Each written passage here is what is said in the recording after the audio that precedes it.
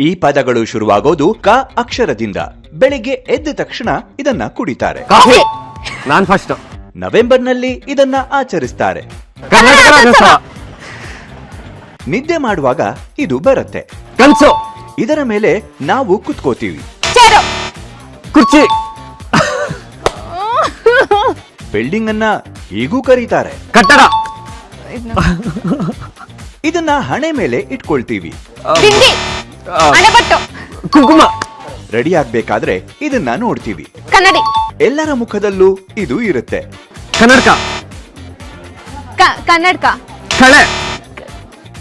ಒಂದು ರಾಜ್ಯ, ಹಲವು ಜಗತ್ತು. ಕೋಟಿ. ಒಂದು ರಾಜ್ಯ, ಹಲವು ಆಕಾಶ. ಜಗತ್ತು. ಏನದು? ಒಂದು ರಾಜ್ಯ. ಕರ್ನಾಟಕ. ಕೆಸರಿನಲ್ಲಿ ಬೆಳೆಯುವಂತಹ ಹೂ. ಕಮಲ. ನಾನೇ ವಿನ್ನರ್.